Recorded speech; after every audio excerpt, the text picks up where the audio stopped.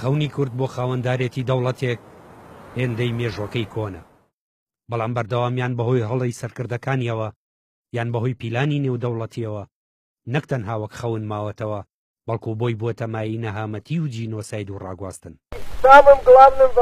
دوای سەرکەوتنی شۆڕشی بۆڵشەویەکان لە یەکێتی سۆڤیەتدا بڕوای لینین بەوەی هەموو میللەتێک دەبێت خاوەن وڵاتی خۆی بێت، هیوایەکی بە کوردەکانی یەکێتی سۆڤیەتدا.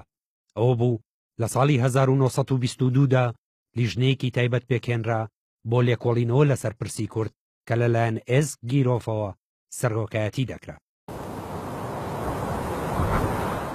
لە ماوەی نێوان 1922 بۆ 1923 لیژنەکە چوارچارکۆ بووە تا دوجار لە حوتی 1923دا بڕیاری دامەزراندنی هەرێمی کوردستان درا وەک هەرێمێکی ئۆتۆنۆمی سەر بە یەکێتی سۆڤیەت کە بە کوردستانی سوور ناسرا.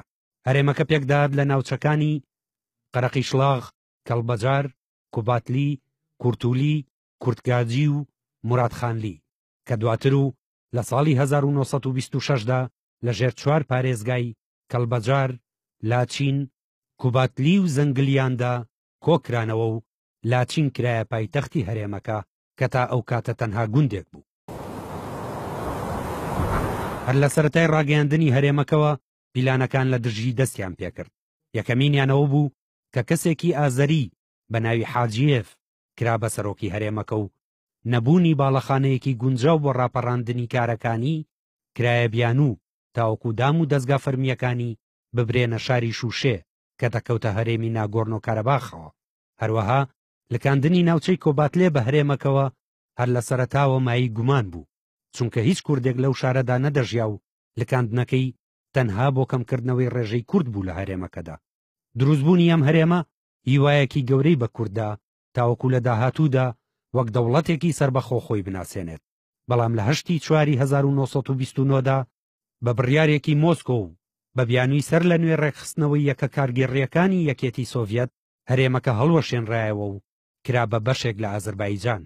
سووربوونی کورد لەو سەردەمەدا وای کرد کە ناوی کوردستان هەر بەردەوام بێت تا دواتر لە 25 هەشتی 1930دا دووبارە دامەزراندنەوەی هەرێمی کوردستان ڕاگەیەنرا و ئەم جارەیان ناوچەیەکی فراوانتری لە خۆ دەگرت و تا سنوورەکانی ئێران دەڕۆی. بەڵام وەزیری دەرەوەی ئەوسای یەکێتی سۆڤیەت لە لای ستالین ناڕەزایی لە بەرامبەربوونی هەرێمێکی وادا دەربڕی، چونکە دەبووە هۆی تێکدانی پەیوەندیەکانیان لەگەڵ تورکیا و ئێراندا.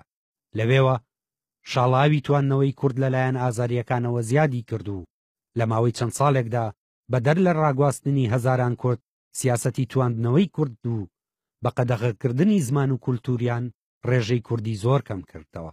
ئەوە جگە لە هەڵمەتەکانی ستالین بۆ ڕاگواستن و جینۆسایدی کەمەنەتەوایەتیەکان کە تێیدا کورد زیاد لە سەدان هەزار کەسی لە ناوچەکانی خۆی ڕاگوێزران و کوژران. هەرچەندە لە ساڵی 1961ەوە هەوڵی کورد بۆ یەکخستنەوەی ڕیزەکانی و دەستخستنی مافەکانی بە شێوەیەکی بەرچاو دەستی پێکردەوە کە لەلایەن محەممەد بابایەڤەوە سەرکردایەتی دەکرا، بەڵام دەستپێکردنی جەنگی ناگۆرنۆ کارەباخی نێوان ئەرمەنستان و ئازەربایجان لە ساڵی 1970دا وای کرد کۆمەڵکوژی و ڕاگواستنی کورد بە شێوەیەکی بەرفراوان دەست پێ بکاتەوە. بە جۆرێک زیاد لە 150,000 کورد لە ناوچەکانی خۆیان ڕاگوێزران. ئەوە ژوای کرد دووبارە هەستی نەتەوایەتی لە نێو کوردەکانی ئەو ناوچەیەدا سەر هەڵبداتەوە. دوای کۆنتڕۆڵکردنی شاری لاچین لەلایەن ئەرمەنەکانەوە لە ساڵی 1992دا کورد هەلەکەی قۆستەوە و ئەم جارەیان بە سەرۆکایەتی وەکیل مستەفایەڤ دەوڵەتی کوردستانی سووریان ڕاگەیاند. بەڵام نەبوونی پشتیوانی نێودەوڵەتی و دژایەتیکردنی لەلایەن ئەرمەن و ئازەریەکانەوە وای کرد لە ماوەیەکی کەمدا دەوڵەتەکە لە ناو بچێت و مستەفایەڤ هەڵبێت بەرەو ئیتاڵیا. نامۆ سەربەست NRT